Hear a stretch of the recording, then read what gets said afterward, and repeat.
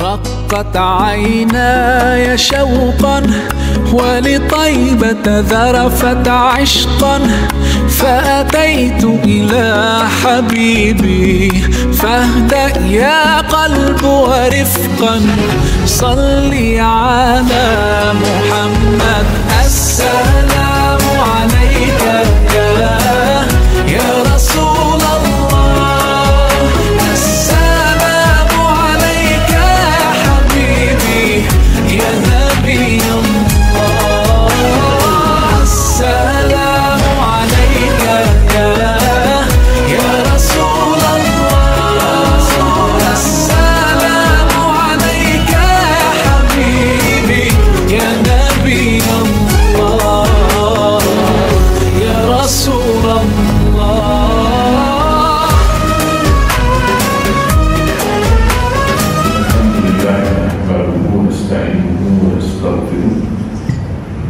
ونعوذ بالله من شرور أنفسنا ومن سيئات أعمالنا. من يهده الله فلا مضل له ومن يضلل فلا هادي له. أشهد أن لا إله إلا الله وحده لا شريك له،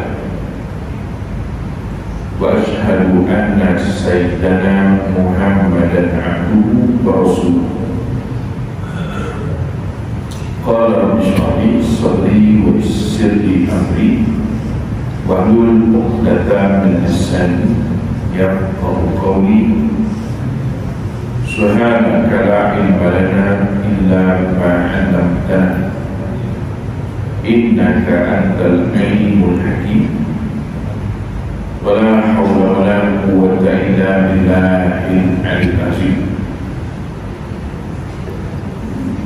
اللهم فقهنا في الدين وعلمنا التأويل. أما بعد. Kasih Baniu dan Baniu Tuan Ajar Tulis yang dihormati Tuan Haji Mursyid Musi Masjid Darul Huda Kampung Syul Kemis, Sarawak, khususnya seluruh dan kuasa para asatidzah, tuan-tuan dan puan muslimin dan muslimat, ahli karya yang dirahmati Allah sekalian. Alhamdulillah, kita mengucapkan syukur kepada Allah SWT kerana pada malam ini dapat kita bersama kumpul dan melapangkan masjid. Mudah-mudahan seketika kita berada dalam masjid ini Allah catatkan sebagai kebaikan dan mudah-mudahan menjadi sebab Allah SWT memberikan keterangan di dalam hati dan kehidupan manusia. Dia tidak akan selama-lamanya hidup di atas bumi. Kita sebagai orang yang beriman meyakini bahawa setiap yang hidup akan mati. Sesuai dengan firman Allah Ta'ala, kullu nafsin za'iqatul maut. Orang yang bernyawa mesti akan mati. Persoalan mati ini sebenarnya adalah satu sunat Allah. Artinya aturan Allah Ta'ala yang tak mungkin boleh diubah. Walan tajida li sunnatillahi tahbila, walan tajida li sunnatillahi tabdila. Maknanya sunnatullah ini kan terus berlangsung. Orang yang hidup mati,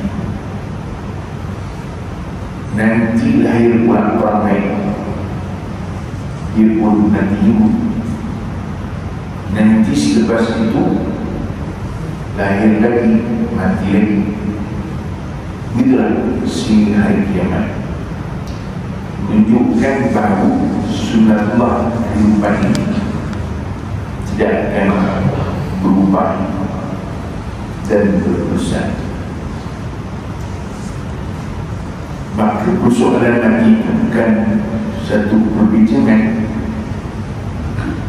dan hal yang telah ditetapkan. Yang menjadi perbincangan ialah apa yang kita bawa ketika kita mati. Orang beriman mati, orang tidak beriman pun mati. Orang yang soleh mati, ahli maksiat pun mati. Yang tak nak mati pun mati. Yang nak mati lagi mati.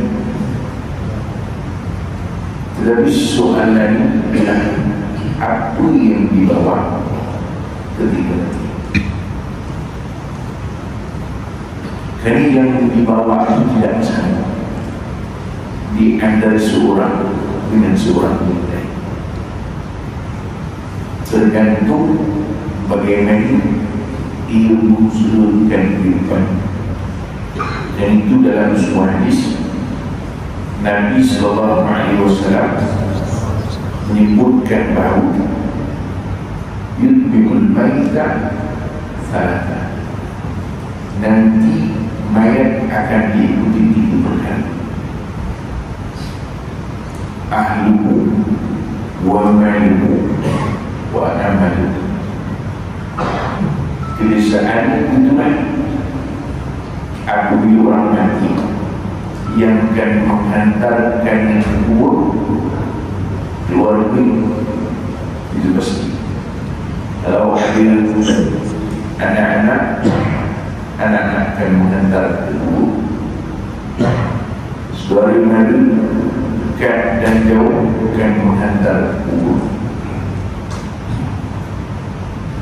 Begitu juga dalam orang-orang sekeliling akan menghantar ke kubur. Sebab itu kata Nabi SAW, yang akan pergi ke kubur menghantarkan jenazah keluarga.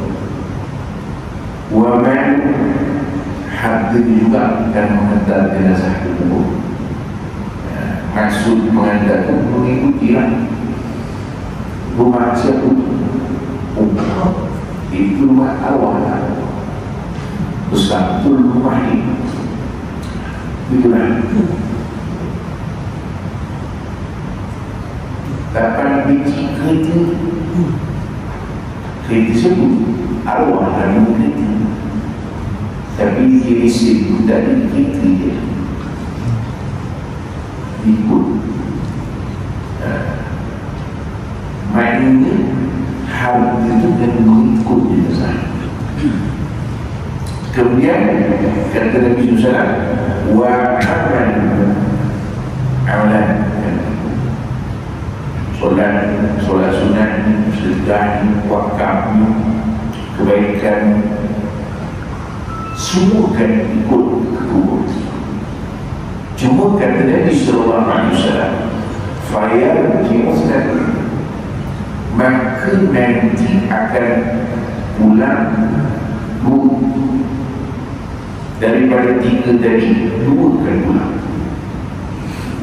Wayang kawai dan 1 tinggal.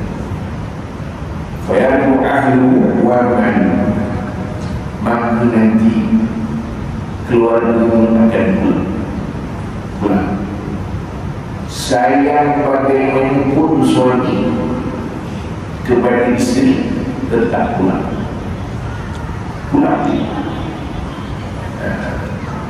Walaupun menangis di kubur sudah dapat berikan akan meninggalkan sudah. Aku sedih 40 tahun aku hidup sendiri, sudah dapat berikan. nangis di rumah sampai 7 orang boleh. Jadi kita ni nangis macam ini pun baik. Selang 2 bulan kahwin.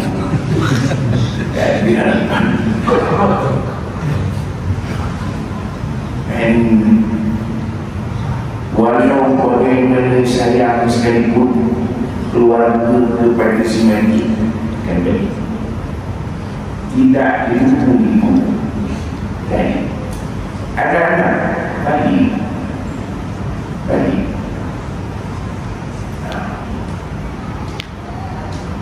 itu dalam kita dalam dalam komunikasi sangat tentang orang lain.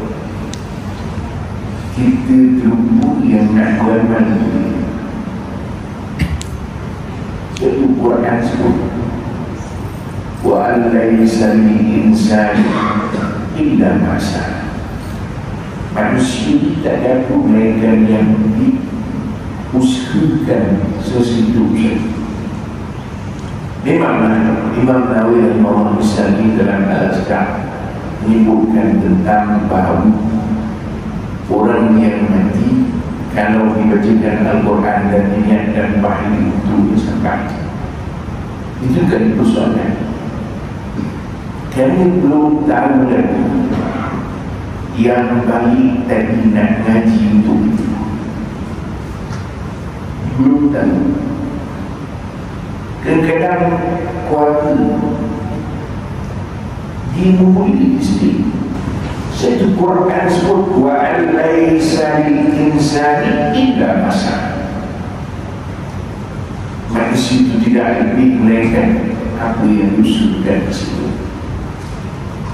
Jadi jangan tunggu anak-anak yang sudah jangan. Kadang kita dia nanti tak berusaha anak sudah lembut. Siap. Pengalaman saya dengan masyarakat, kebanyakan anak-anak bertanya tentang hak si mati setelah dipakai dengan itu. Itu saat kami menguruskan pakai maruah. Alhamdulillah dah selesai semua. Cuma nak tanya Ustaz, mak ayah ni dia belum haji lagi, nak kena batal haji ke tak payah? Kita harga dan berakhir kan belum. Dia tidak dalam berakhir dah, cuma baru bilang jumpa balik bincang. Saya kata memang tak ada harapan nampak. Ustaz, harga dan berakhir sepatutnya harga si mati sebelum diberakhir selesai mengikut peringkat yang baru, yang wajib, yang sunat. Yang baru apa ni? Rukun-rukun Islam. Haji, kalau orang tu masih hidup ni, baru ni dalam program saya di Bijak lepas raya yang terhadap haji, banyak yang tanya. Tapi soal masa kita nak murai itu tak banyak. Jadi orang tanya soal badan haji. Badan haji ini kalau sendiri si mati semasa hidup mampu bukan dikira duit yang ada, tetapi dikira pada seluruh harganya. Kadang uang duit dalam bank tak banyak, adalah 6-7 ribu. Jadi itu duit sebenarnya. Yang bulan-bulan makan kau dari duit kecil adalah 1,500. Cukup kan dihabiskan setiap bulan. Kalau mengikut dari duit yang disimpan, memanglah dia tidak ada istiqamah. Tapi jangan lupa, rumah yang diduduk nilainya 689,000. Itu kan maksudnya dia mampu. Jadi bermakna orang ini wajib dikerjakan haji itu sepatutnya sudah hidup. Tapi pasal mungkin agaknya tidak berpeluang atau lain-lain hal, maka bila nanti hukum wajib dia mengerjakan haji secara badan. Faham tidak? Padahal jangan cari 1,500. Kalau itu 33,000 takkan mati 1,500.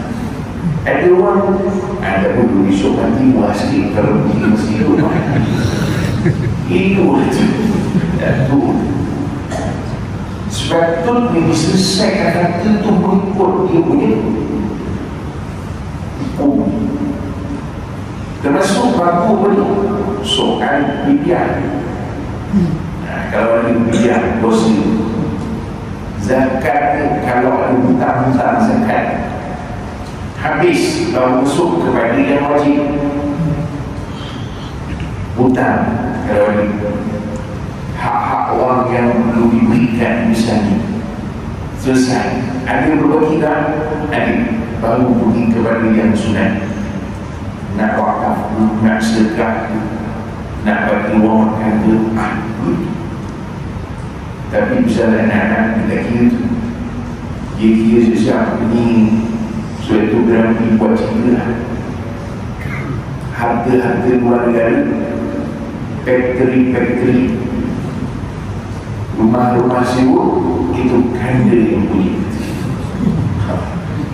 Ada harapan. Itu semua cerita luar negara. Sebab itu tuan-tuan, kita ingat masih hidup dengan kita nak kena uruskan tentang apa yang kita ada supaya kita nanti tidak kita rasa berkesan. Sebab itu bila Nabi SAW sebut, nanti apabila mati anak Adam, maka yang menyebutkan keluarga dengan baik, hartanya harta pun baik. Sebut tadi bukan balik saya di para siap, tapi sebenarnya bagus orang Melayu kita atau orang Islam, mesti orang Melayu sendiri main orang masyarakat kita di Malaysia, dia jenis maknanya bukan marijuana, dia panggil apa kita sebut, dia rasa kalau apabila mati saya bapa atau mak nak membincangkan soal harta ini macam satu hal yang aib. Dia kata kumpulan tua tu pun tak pasti tak kering lagi. Kalian sibuk bincang pasal itu, jangan salah itu. Sebab itu kami bila mak saya tinggal saja, habis solat Syak, saya panggil semua diberi abang, adik-adik, ayah, apa yang arwah masih hidup, ada hutang, ada urusan yang tak selesai. Jadi yang boleh bawa ayah cerita satu. Okey, selesai, list down. Baik, ada ke apa-apa yang arwah beritahu ini nak bagi itu, tidak bagi tak dibuka amanah. Okey, selesai. Itu dipanggil wasiat. Kami pada waktu itu hubungan hati itu masih lagi ukur. Masing-masing belum ada idea, belum. Kan? Sebab itu yang penasihat 25% di sini. Wow. Pasal dia tengok macam-macam tanah hadis. Sebab itu kena selesaikan awal. Selesaikan. Tak ada istilah kita gila harta tadi. Kerana itu lebih baik, lebih menenangkan si mati, supaya apabila orang itu mati, dia tidak meninggalkan di belakang fitnah. Tapi tuan, ini keedah. Mesti selesaikan, baru pergi kepada yang sunat, nak sedekah dan sebagainya. Tapi harta yang baik, apa yang dengan wa yabqa amaluhu, nanti yang tinggal dunia amalan. Nampak? Amalan fardu ain kita, amalan fardu kifayah kita, itu tinggal. Pergi bayar ni kalau dia doktor, itu baru pergi bayar. Jadi makna ni dibantu orang, disempat orang, bagi orang nasihat, ubatan sebagainya, itu semua ada bahagian ni. Perlu pergi bayar. Fardu ain, soal, solat, wasi, zakat. Kemudian yang fardu, yang sunat, solat malam kalau ada, wirid kalau banyak, Quran kalau khatam, wasi kalau ada, yang wajib Ramadan, yang sunat, lain-lain daripada Ramadan. Itu semua kandidat, itulah yang akan mendengar diri semua. Nampak? Tuan belum tenanglah, belum aktif. Dalam Islam kita meyakini bahawa walaupun orang itu mati, selain daripada amalan, tetap nanti boleh juga menjadi bahagian daripada kebaikannya daripada 3 perkara. Ini hadis yang selalu kita dengar. Sebagian riwayat menyebutkan idza matal insan. Ada riwayat menyebutkan idza mata Adam inqata'a amalu illa min thalath. Apabila mati anak Adam, terputuslah segala amalan melainkan 3 perkara.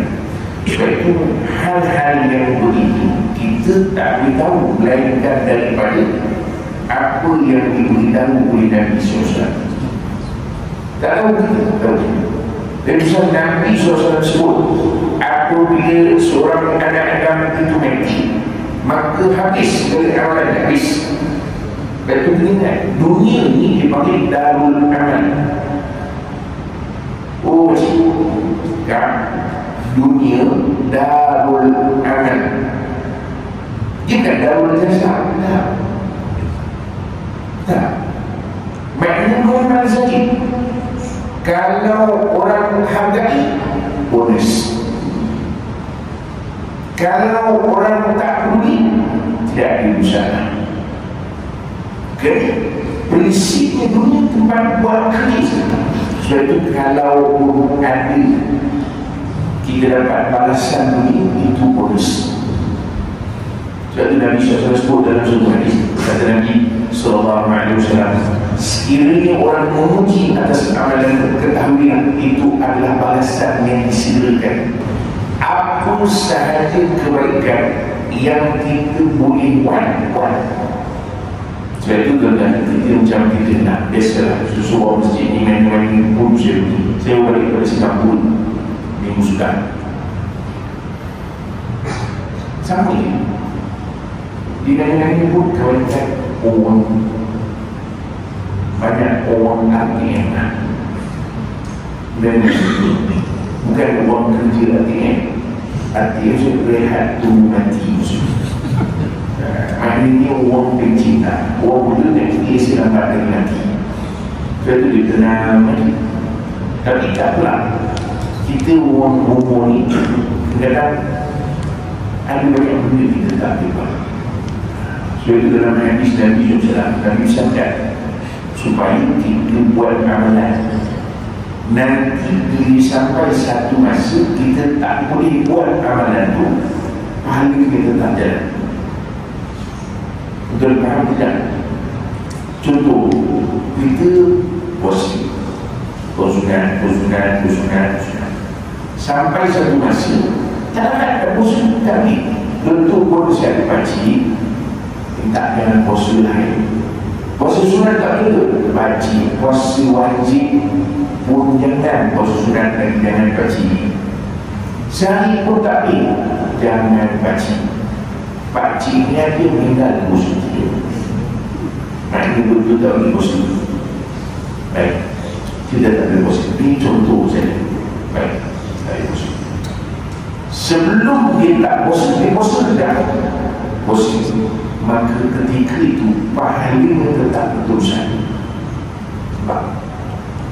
Walaupun Senin, Kamis selalu deposit.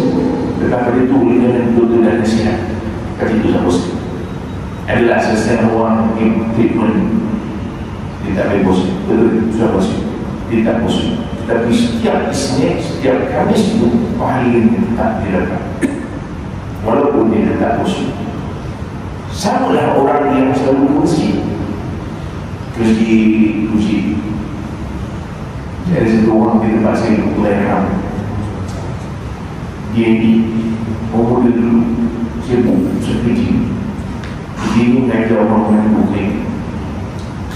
Tapi bila dia benci, dia jadi dia panggil jemaah tetap di suam. Hari-hari subuh asal maghrib isyak kali. Satu hari dia tak boleh dah bersih ke suam. Tak langkah pun sesak nafas.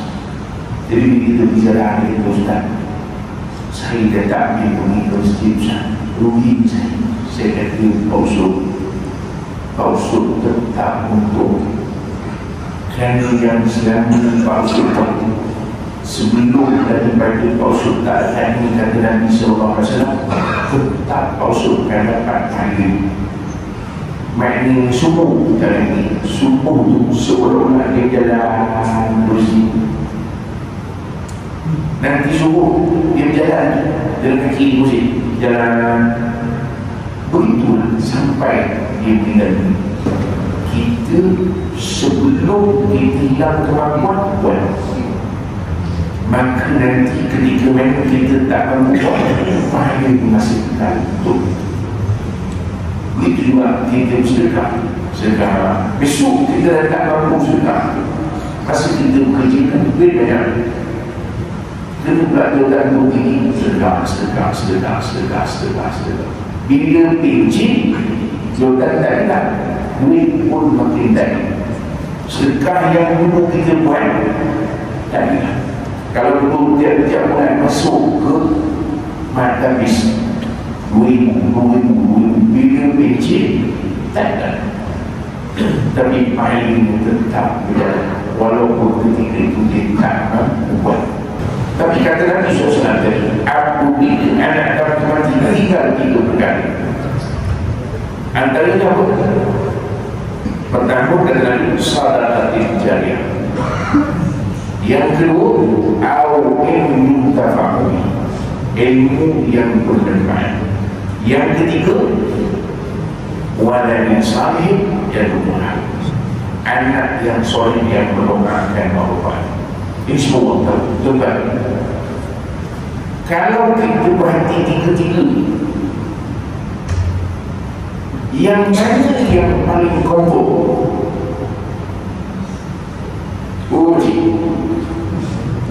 Kan? Yang mana yang paling komfort? Sedekah jariah, ilmu yang bermanfaat, anak soleh yang berdoakan. Sekarang kita tengok satu-satu. Kita tengok dia berkata, Nabi kata anak soleh yang mendoakan bapa-bapa. Ayuh, ini satu keberuntungan. Cuma soalannya, siapa yang boleh jamin bahawa anak dia akan mendoakan? Cuma kadang-kadang sih tengok orang kampung Sulkandis. Ayuh, kampung Sulkandis. Cuma kadang-kadang tak ada harapan. Tak semua.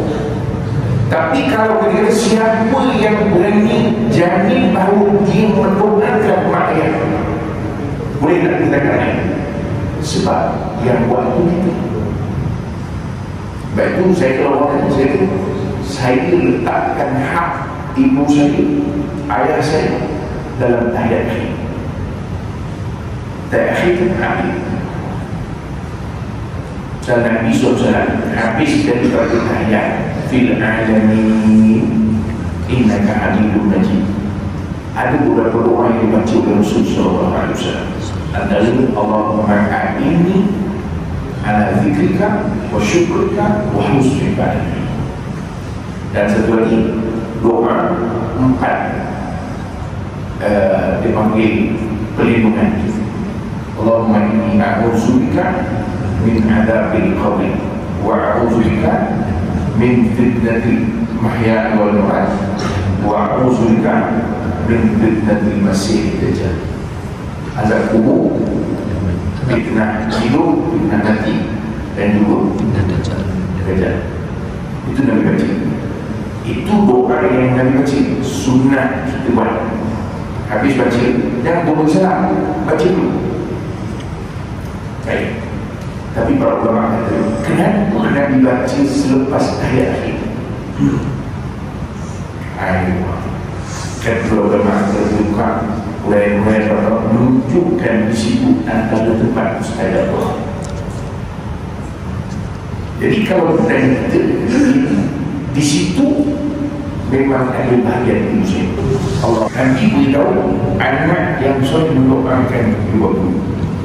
Jadi betul doa ini kalau anak itu mendoakan, syaratnya anak itu mendoakan.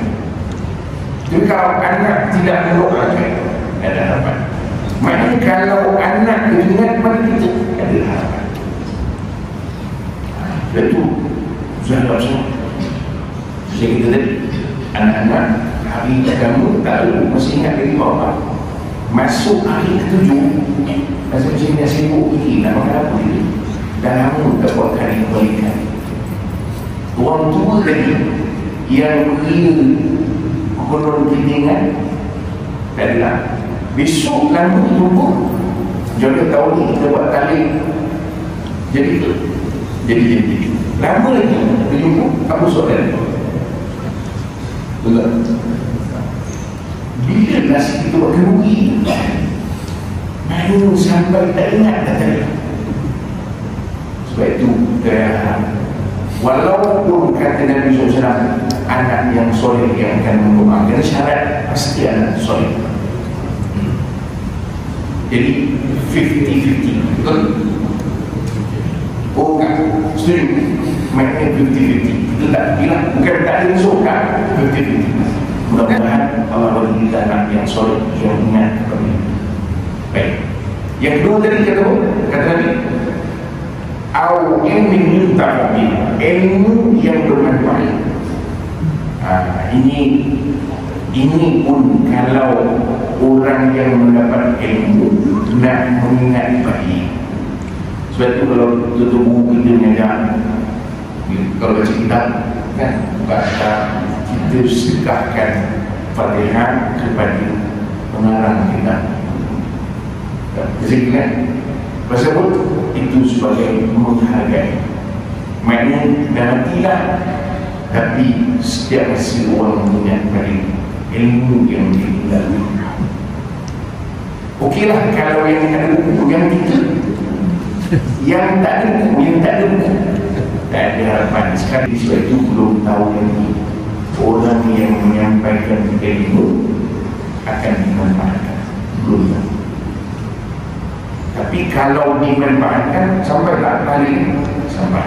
Tapi tak boleh kena di 50-50 kita bunuh diri. Jadi bunuh bilang ini kita bunuh diri. Yang pertama apa kita ni? Sadaqatin jariyah, sedekah yang berterusan. Tuan-tuan, saya nak tanya orang kampung syurgis, sedekah ni masih hidup mati? Susah sangat soalan. Tentulah masih hidup. Bila mati itu dipanggil wasiat, tak boleh sedekah lah. Masih hidup, sedekah masa hidup. Baik, selesai satu part. Masih hidup. Yang sedekah ni bukan punya badan ke orang lain. Tentu dia punya badan, takkan tuan. Sedekah ni masih hidup, dan yang sedekah ni tuan punya. Kita tak boleh lalu rumah orang, mak di rumah dia ni saya sedekah dan tu masjid dari buat tenang. Kita boleh sedekah tu orang, tapi sedekah kata kita. Faham? Jadi maknanya pertama sedekah masih hidup. Jadi bila sedekah masih hidup, confirm ke tak confirm? Confirm kan masih hidup. Kita yang sedekah kan masa itu kita hidup, confirm. Kemudian yang sedekah kita, betul tak? Confirm ke tak? Confirm. Kalau anak belum tahu, belum pergi, belum. Jadi bila sedekah ni kita, yang sedekah pun kita masih hidup. Baik, soalan seterusnya, harta yang kita sedekah, harta kita ke harta orang? Harta kita. Bila harta kita, confirm ke tak confirm? Confirm, pasal duit kita. Jadi sebab itu bila kita tengok duit dalam bank, kita pun sedekah masuk dalam masjid, maka itu sedekah kita, confirm. Sebab itu daripada 3 tu kalau tuan berhati, 1 confirm, betul? Yang 2 itu 50-50. Nasib lah. Saya ceramah malam ni, kalau tuan pakai, adalah bahagian saya sikit kan? Kalau tuan pakai, kalau tuan tak pakai, tak adalah harapan nampak dapat makan dia.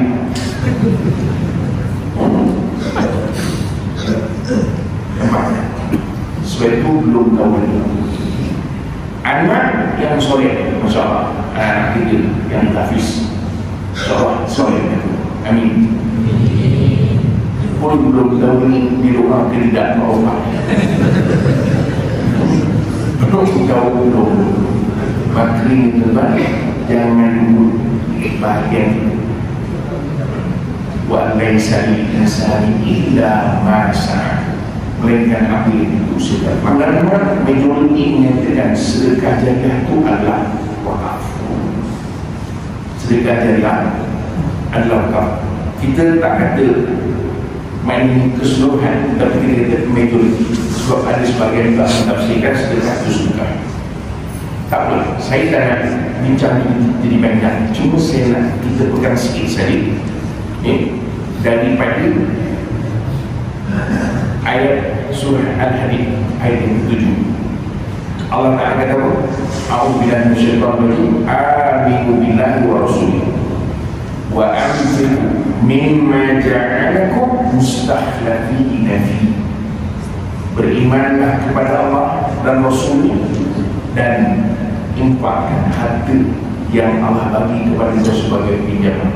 Tuan-tuan, kita hidup ni bekerja. Baik, yang kita nak sebut ni tuan, jangan sampai kita habiskan usia kita 60 tahun, 40 tahun kita bekerja, 30 tahun kita bekerja, hanya semata-mata semua kita tinggal tuan, tak ada bahagian. Tuan-tuan faham? Bukan faham tidak? Bagus untuk nak tinggal bersama anak, bagus, tapi jangan sampai tidak ada allocation untuk bahagian itu. Tiba-tiba bila kita habis bekerja, bila kita ada SP, kita hanya letak untuk anak-anak saja. Tak ada bahagian kita. Bila kita tanya apa bahagian untuk akhirat, tak. Ambil hasil kita untuk bahagian akhirat kita. Sebab itu saya kata tadi, ulama majoriti menyebut tentang sedekah jariah itu adalah al-waqfu, wakaf. Tadi saya nampak anak-anak hafiz kita di rumah sebelah. Betul. Rumah sebelah. Betul. Itu rumah itu rumah. Tentang ini uang yang dia. Bukan kita kata semua orang makan rumah. Jadi tak habis sudah kita buat tenang. Dah tak habis duduk semua-semua pula. Yang penting balik ni action. Apa nak buat? Maaf. Ada orang Ustaz, saya ada rumah kan Ustaz, apa nak buat? Bukan. Ada satu kaedah dalam Islam, dipanggil wakaf zulmi. Rumah itu dia tak boleh faraid. Bila dia niat wakaf zulmi, dia kata ini abah niatkan rumah ni untuk semua anak cucu abah sampai hari kiamat. Jadi kalian sebutkan nanti kumpul duit Kalau ada siapa yang perlu, ambil asli.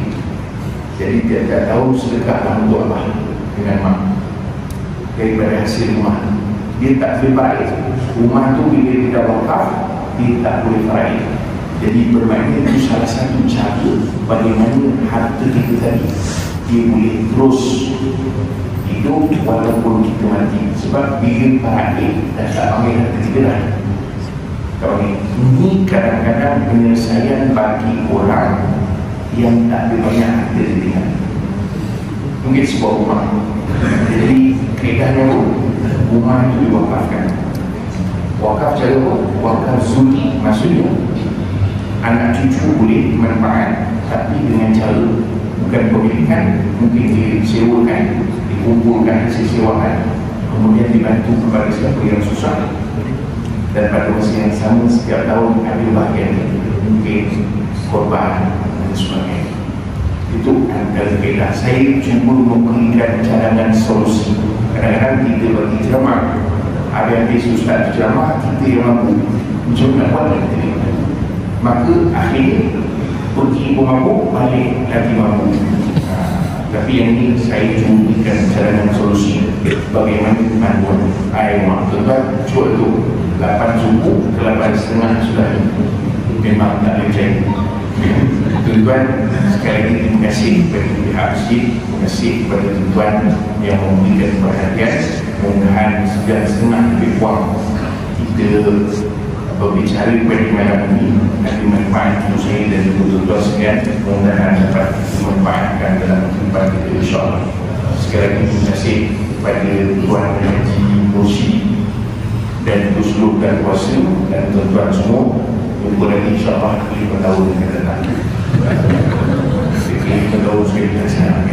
Wallahu a'lam. Aku berhadap. Assalamualaikum warahmatullahi wabarakatuh.